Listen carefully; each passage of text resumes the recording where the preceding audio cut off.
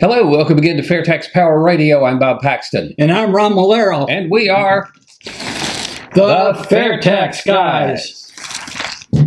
Still mad. Yep. The IRS has not been defunded yet. Yeah, that's right. But who knows? Maybe we'll get closer to it. I hope so. We need to defund the IRS because taxpayers matter. That's right. Yep. Taxpayers matter. Indeed. Well, we'll get there eventually. And actually, taxpayers matter is actually more universal throughout our country than all the other matter items. Yeah, that's true. Because everybody's a taxpayer. Well, most everybody's a taxpayer. We got some evaders and cheaters that aren't playing fair, but but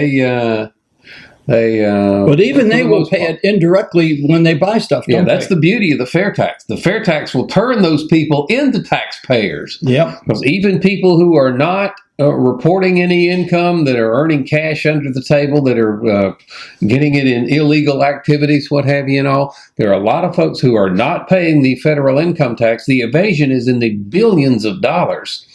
Well, all of those people buy things. So if you collect taxes at the point where you buy things, you turn those people into taxpayers. That's right. So vote for the fair tax. I wish it were on the ballot. I really do. Yeah. And a lot of people ask that, but we'll get into that. If we could only get the fair tax as a referendum on the ballot, then I would imagine that there'd be a lot of folks that would vote for it. Yeah, I think you're right, because then that would force the issue. The media, which has been kind of ignoring it, would have to take it up. Okay, so anyways. Well, we got a couple of states that are headed in that direction, so hopefully we'll have something good to report out of Alabama and Georgia and Nebraska here before too much longer. Yeah. But for now, ta-da! I love this part. This is our Congress.gov segment where we keep an eye on the Congress critters. So you don't have to, but you can if you want to. Yeah. Congress.gov is the website. They have a little search function right at the top of their homepage where you can search for any type of, whatever you want to look for. You put the words Internal Revenue Code in quotes, so you're searching for that entire string, not the individual words. And as of our recording date today on the 23rd of October, that search returns 2,034 hits. Again, that's if you limit it just to legislation within the 116th Congress. You can look at committee reports and committee meetings and a bunch of other stuff. But on the left side, limit that just to legislation for the 116th Congress, and that search comes back with 2,034 hits. The Congress critters are busy. Yeah. They're kind of self-directed, trying to go on this Supreme Court nominee at the moment, but that isn't stopping them from putting stuff in here. Now, you were looking at your congressional calendar, trying to figure out how many days they've been in session. But they're not really paying attention to the calendar anymore. I mean, it says that they haven't been in session. We're recording this on October 23rd, and according to their official calendar, they weren't in session the last 2 weeks, but they are up in Congress. We know, we follow the news, and they're up there. They're doing stuff, okay? But even still, throughout the whole 2 years of the almost 2 years of the 116th Congress, they have averaged very close to 9 proposals per day to change the tax code. Every day they're in session, 9 more proposals come to make our impossible tax code even more impossible. Fortunately, they're just proposals, and only a few of them will be enacted, but you can see the trend here. They just love messing around with the tax code. Because they pocket lobbyist dollars when they do that. Yeah, that's true. So we got really involved in here a couple of weeks ago looking at this, and so I'll try to do this in a more expeditious manner this time. But there are some really cool stuff in here to look at. First one we'll look at, Bill H.R. 8646. And again, none of these have any text with them. I can't really dig into them and tell you exactly what to say. We can just go by the description and the title. To amend the Internal Revenue Code to provide a credit for economic activity in possessions of the United States. We saw something similar to that last time. So scooting on down here, this is a S-4822, a bill to amend the Internal Revenue Code. Go back to the other one. Did they want to use that to stimulate activity in U.S. possessions? That's what it looks like, to provide a credit for economic activity in possessions of the United States. So, yeah, any company that sets something up in one of the possessions, Think all right, they Guam want to or give something them, like that. Well, you know, it would be easier if they just didn't have an income tax to drag them down. There you go. That works. Okay, this is S-4822, a bill to amend the Internal Revenue Code to enhance tax benefits for research activities. Oh, yeah. What kind of research? Yeah, well, I don't have any text here. I can't read it. But they're trying to, why do you need tax benefits to do research? Isn't what you discover when you're doing research the whole idea? yeah. That if you're doing research just to get a tax benefit, you're spinning your wheels out. But if you're doing research because you want to find the solution to a problem, Yeah, right. then, And the mindset of our friends in Congress is that all money belongs to the government and it's up to them to dole it out. And if they want to, somebody or this company, or they want to spur more research, then they're going to give them a tax break. Some of these people really believe that they're giving these companies money instead of what's really happening, letting them keep their own money. yes. And here's one that where the government is trying to tell you how you can spend your money. Yeah, yeah. This is S-4820, a bill to amend the Internal Revenue Code to expand the use of retirement plan funds, your 401k, etc., or your Roth IRA, to use those retirement plan funds to obtain long-term care insurance. Now, that's not health insurance. What they're talking about, long-term care insurance. Yep. That is if you need to go into a nursing home, or when you can no longer care for yourself, and you need either somebody to come into your home and help you with things like getting dressed and making your bed, and I'm not quite there yet. We're working. Yeah, I have this, so I know what long-term care is. If you have to go into a nursing facility or something like that, that can be expensive. So this long-term care insurance is what you can buy to help defray those costs. Yeah, I'm familiar with that. When my wife and I had to take care of my mother when she was declining. Mm-hmm. Now they're saying you can use your retirement plan funds to do that. Oh. So, but now the government says you can. So, don't you love the way the government tells you what you can and can't do with your own money? I didn't, when, like I said, when my wife and I were taking care of my mother when she was suffering from brain cancer, we didn't ask the government what we needed to do. We did it. Yep. Okay. Moving along, S-4807, a bill to amend the Internal Revenue Code to create I love these words, refundable tax credit. You know what that is? Even if you have no tax liability and you get these refundable tax credits, they give you the money anyway. So whoever gets that, they should just say a government handout. Yeah, and whoever is the recipient of that can thank all the rest of us for sending our tax money to them, because that's what the government's doing. This bill wants to create a refundable tax credit for travel expenditures and for other. I just made a trip to Tennessee. I just got back late, a couple of nights ago. Wonder if I can get a tax credit for those travel expenditures. Yeah. And okay. And for other purposes. Okay, one more. Only can do one more. Well, actually, I have to hold him back here. He just loves this stuff. This is 8621, HR 8621, to amend the Internal Revenue Code to provide a child tax credit for pregnant moms with respect to their unborn children. And we're not going to get into the abortion issue, but that's one part of the government says your unborn child gets a tax credit, and the rest of it even denies that an unborn child is a person. Again, we're not going there. Wow. But but there's one more that I wanted to get into here. Where did it go? It's here it is. This is the one that HR 8567, to amend the Internal Revenue Code to increase to 75 the required beginning date age for mandatory retirement distributions. Have you gotten into that? You know what that is? And to exempt from such distribution rules individual with lower account balances. What that says, your 401k, you can put money away and not pay tax on it until you draw it out. Now they're saying, well, you have to start drawing it out so we can get our money. Yeah, that's right. And that used to be at like age 70 and a half, and now they're going to let you keep it until 75. Yeah. If this passes. But again, the government is messing around with how you get to spend your own money. And it would be so much easier to do away with all this nonsense, all right? All these proposals to make the tax code more difficult and to micromanage, I should say, every detail of our life. Get rid of it, get rid of the income tax, get rid of the IRS, No more tax returns, no more 1040. We pay our taxes through the FAIRtax.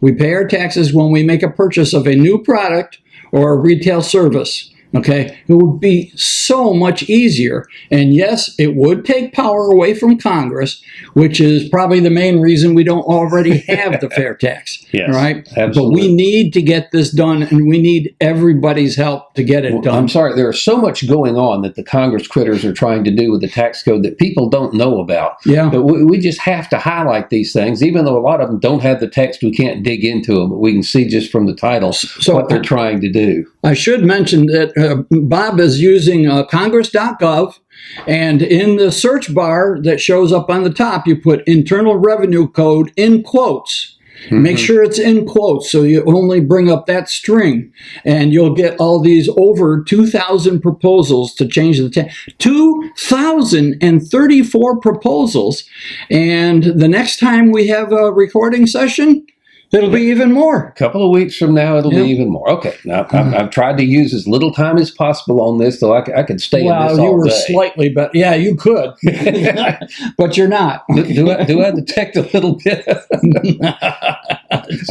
I'll just sit over here and watch while you do your grassroots. Okay, well, I want to remind everybody that if you go to fairtax.org and sign up and give them your contact information, you won't get spam when you sign up at fairtax.org. But then you can receive updates and so forth, such as the Grassroots Corner by Jim Bennett. And if you have something of a grassroots nature that you want to send to Jim, jim.bennett@fairtax.org. Now, this week, or I should say the Grassroots Corner for October 23rd is he's recognizing John Collette of Kansas. John is getting pretty elderly now, and he's not actively involved, but he has been tremendously involved. And you'll see that article is an interview between Jim and Steve Hayes about, when he met John and so forth. It's very interesting. It gives you a little more of the history. I also want to mention that when you sign up at fairtax.org, you also get the chairman's report. Also on October 23rd, the chairman's report is about manufacturing jobs and why it matters, and he talks about the multiplier effect.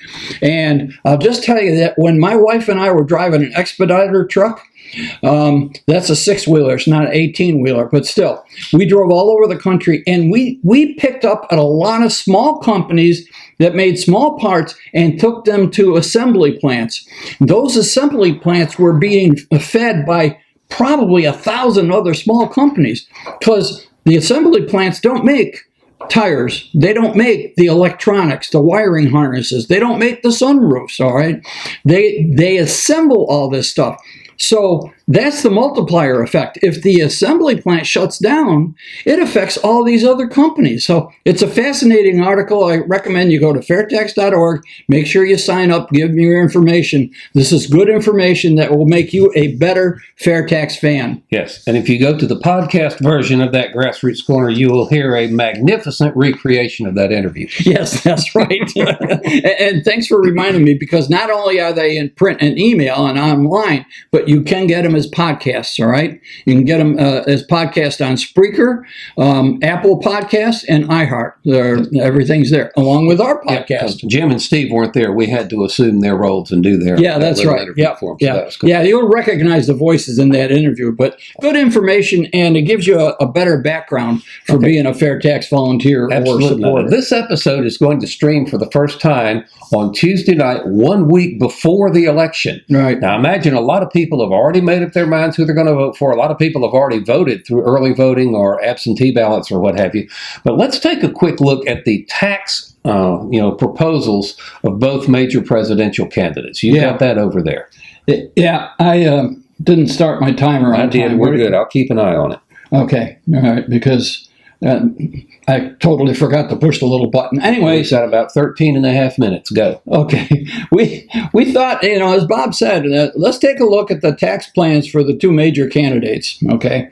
Well, again, we're not endorsing either one or the other. We're just educating people as to what they're saying. And I went to the Biden website and looked at their plan, and I went to the Trump website and tried to find it there. There's not much information on the Trump website, because what Trump is doing is basically feeding off the Tax Cuts and Jobs Act of 2017 and making modifications to it, whereas Vice President Biden has a whole plan all mapped out. Yeah. But then I found some good information. Neither one is talking about reforming the system. No, and that's the point that we're going to make here. There's a great website, taxfoundation.org. We've used their information before. I love their website because it's extremely well organized, and they have a little print icon. So if you want to print that out, it's right there. All right. So key findings. This is on the Biden tax plan. Okay, details and analysis of Democratic presidential nominee Joe Biden tax plan. All right, and they've got a table of contents. Key findings: Democrat presidential nominee Joe Biden would enact a number of policies that would raise taxes on individuals with incomes $400,000 and higher, including raising individual income, capital gains, and payroll taxes. Biden would also raise taxes on corporations. Now, these are very typical. We've seen this type of thing. The people in D.C., this is what they live for. Mm-hmm. And of course, Mr. Biden has been in D.C. a long time. And it's not just the Democrats. It's people on both sides of the aisle. When they talk about tax reform, they usually mean raising tax rates, or they're going to raise this one, but they're going to lower that one, but it always involves the income tax. There's very few people that can think outside of the income tax box. They've got themselves boxed in. So it's not unusual to see somebody who's been in Washington a long time come up with this type of thing. Now, this is a key findings, all right? So this is kind of like a summary. Biden's plan would raise tax revenue by $3.3 trillion over the next decade on a conventional basis. However, when you look at it as on a dynamic basis, in other words, what effect would his tax plan have on the economy? Okay. Yeah. And it's like if you raise the price, you suppress demand for your cost. So people's behavior changes in response to stuff like this. Yeah. So they're just saying, if you would raise taxes by so much, you assume nobody changes their behavior. It'd raise 3.3, but we know they do. So it comes down to, what was that say, 2.8? Yes, instead of 3.3, it's actually 2.8 trillion over the next decade, because it'll depress activity. Mm-hmm. All right, he's talking about raising taxes significantly. Okay, this let's see, and then according to the Tax Foundation's General Equilibrium Model, whatever that is, the Biden tax plan would reduce GDP, gross domestic product, by 1.62% over the long term. Now, that's not good. No, right? It's not. Yeah, and that translates, I saw it somewhere in the thing, to the loss of over 500,000 jobs. So, but again, this is very typical of people who have been in D.C. a long time. Mm-hmm. They're kind of like tunnel vision, all right? They can only think in terms of the tax and raising tax bracket on this one, or raising this tax bracket lower than that tax bracket, raising corporate taxes lower in tax. They're stuck. Whereas if we went to the fair tax, it would remove the impediment. Well, you could mess with the fair tax rate. Some people would want to raise it, some would want to lower it, but you can't raise it for some and lower it for others. That's right. If you mess with the fair tax rate, then you raise it or lower it, whichever it is, for everyone involved who buys things. No more picking winners and losers, no more rewarding your friends and penalizing your enemies. And as you're going through that, I'm just thinking, wow, people sitting right here that are trying to plan for the future, we have no idea how next week's election is going to come. Everybody has their own idea based on what they'd like to see. And so unfortunately, nobody knows for certain how it's going to come out. But if you're sitting here if you're a business person, you're trying to make a plan, you don't know if all the stuff you just went through is going to happen or not. Yeah. You don't know if what Trump wants is going to happen. You don't know if what Biden wants is going to happen. And you don't know what Congress is going to do to either of those guys' plans before they get through, because it's Congress that really has to pass the bill into law to make it happen. Yeah, that's right. So anyway, so what does Mr. Trump have in plan for us? Now, this is very different. It's still on Tax Foundation, taxfoundation.org. You can go in there and in the search bar, put in Trump's tax plan. All right, this is not as well defined because apparently Mr. Trump is just working off of the tax plan that he signed in 2017, and he's going to tweak certain parts of that. Okay, tax relief, not tax reform. Exactly. Yeah. Tax Cuts and Jobs Act of 2017, as Bob said, they said it was the greatest reform in a generation. But they were proposing changes. I mean, almost the instant it was signed into law, people were proposing, we need to fix this. And then we need to change this. And we've also seen articles here that we've reported on FAIRtax Power Radio where some of the details of the Tax Cuts and Jobs Act will take years to work out. If they don't get repealed, if another party gets in. Yeah, exactly. Yeah, and that's right. Just love the stability in the tax plan, don't you? Yeah. Oh, geez. Because I do have an article here from Breitbart, and it's from October. So earlier this month, Kamala Harris, Joe Biden will revoke Trump's tax cuts on day one. Well, first off, he may try. That still has to go through Congress. Yeah, exactly. No president has the power to just revoke that. All financial stuff starts in the House. Now, if the Democrats win the presidency, the House, and the Senate, then that's probably what they'll do. They seem bent on that. Okay, but so anyway, so you read through. I'm back to taxfoundation.org, and again in the search bar. Trump's tax plan, and they talk about the tax cut, and they talk about opportunity zones, they talk about capital gains tax, all right, fully expensing. What that means is if you buy a new item for your business, sometimes you can expense it over, like our trucks, that when we bought trucks for our business, when my wife and I were driving, when we were leasing trucks out, they were expensed over a certain period of time. Property is expensed over a 30-year period. Computers are expensed over a smaller period. Trucks are expensed. So anyways, they're talking about fully expensing it in the first time. So you get a huge deduction that first year because you bought something for the business. Yeah. Again, that's working within the tax code, okay? You mentioned opportunity zones. We've seen a lot in our congress.gov dealings there, dealing with opportunity zones. And they want to create them for some. And again, that's picking winners and losers. Yeah. Some people the people who are in the opportunity zone get something that folks that are outside the opportunity zone don't. Yeah, that's right. That doesn't happen with a fair tax. The fair tax turns the entire country into one gigantic opportunity zone. That's true. That's a very good way of looking at it, because it will light the economy on fire, okay?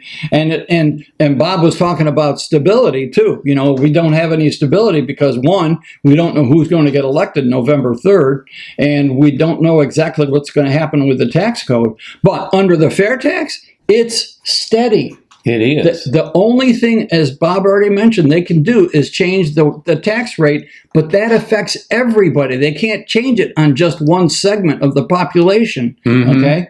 So anyways, going through this thing, you'll see a lot of language as it pertains to the current tax code. About the only thing that he gets close to being like the fair tax, and we talked about this before, President Trump wanted to put a holiday on the payroll tax, okay? And then he actually took that a step forward and said he wanted to permanently eliminate it. That's right. Now that's a step in the right direction because, one, fair tax does that. Very regressive tax. It hurts the people that can least afford it, all right? The people at the bottom of the income scale, they have to pay, when they get their paycheck, they have to pay their payroll tax. There's no deductions or exemptions. They have to pay it, and it hurts them, okay? So getting rid of that will help the lower income people, and it won't hurt Social Security and Medicare because It's not going to Social Security and Medicare. Since 1968, the payroll tax has been going into the general fund, and Social Security and Medicare has been paid out of the general fund. They put it in the Social Security lockbox, they call it. Yeah. And Congress borrows from it. Yeah, another myth. Oh, yeah. So, okay. anyways, We got about 3.5 minutes to play with here. Yeah. So, anyways, both of them, the point is they're both still stuck within the income tax frame of mind, okay? We need somebody to think outside the box. Now, I heard President Trump saying in his second term he's going to have the biggest tax cuts. I hope he means that he's going to cut everything to zero and put the fair tax in there. Let's cut the income tax to zero and the corporate income tax to zero again, because the first industrialized country that does that. Yeah. You get what Jade calls the first mover advantage. Yeah. The first industrialized country that has a corporate tax rate of zero, which means there's not this additional cost of doing business that gets passed on to the consumers, but that is still going to attract industry and business like you wouldn't believe. No, absolutely. Absolutely. There will be, I think I've heard this phrase before, rocket fuel for the economy. Yes. Yeah. Actually, Stephen Moore said that about replacing the income tax with a consumption tax. He wasn't talking about the fair tax per se, but that's one of the president's economic advisors says that's a good idea. Okay, we got a little over 2 minutes. Go. Okay. I already mentioned going to the Americans for Fair Taxation's website, fairtax.org, signing up, and you can also go to fairtax.org/1040 and sign up for the 1040 Club, in which you commit to sending $10.40 a month. Those recurring donations are very important for them. And call that the 1040 EZ. There's a 1040 EZ form, so we go to 1040, and it's very easy to support the fair tax in that way. That's right, yeah. And remember, most states have a fair tax organization too. So check in from fairtax.org. You can navigate to find out what the state organization is in your state. See if you can help them out. I mean, we are all volunteers. There are no paid positions, so we could definitely use your help. If you don't have one, we will help you make one. That's right. All right. The Fair Tax Store is now just fairtaxstore.org. Fairtaxstore.org. They have shirts and hats and promotional items, pens and campaign buttons and so forth. They ship every Friday. Our good friend Mike Simmons, one of our board members here in Florida, is running that. And he ships every Friday. So I've only got a little bit of time left. Letters to the editor. Popvox, POPVOX.com. All right, great website, and you can sign in with your name and address. That way, they know where you live and who your representative is. Then you go find HR 25 and say how much you like it, and your comments will go to your representative. And you can also find other tax plans and tell them why it's such a bad idea. And go to FairtaxGuys.com. Check out the repository of all our Fair Tax Power radio episodes. Share these videos with your family and friends. Listen to WTOB in Winston-Salem, WAME in Statesville, WLSC, Laura, South Carolina on Sunday morning. And that's going to wrap up this edition of Fair Tax Power Radio. Thank you so much for listening and watching. I'm Bob Paxton. And I'm Ron Malero. Reminding you again that the fair tax is the only truly fair tax. And once you understand it, you'll demand it. Thanks, folks. So what do you need from me to get these taxes collected? Glad you asked, because there is a fair amount of information you need to be aware of. That's your tax plan? Oh, no, this is just the revisions for this year's tax plan. What I need from you is you need to keep track of all of your income, as well as any taxes that you've already paid. Also, any gifts that you received or gifts you've given to churches or charities or individuals throughout the entire year. Do you do any side jobs? Every now and again. Great, because there's some more information about that right here. Everything you need to know right here. So just simply compile that, send it in to us. Be careful, make sure there's no mistakes. If we do find mistakes or maybe we can fine you or, throw you in jail. So you might want to be aware of that. And what do you need from me? As an individual, nothing. As a business owner, or if you're doing side jobs, yes, you would have to collect taxes on that, but, it's all right here. Can I get a copy of that?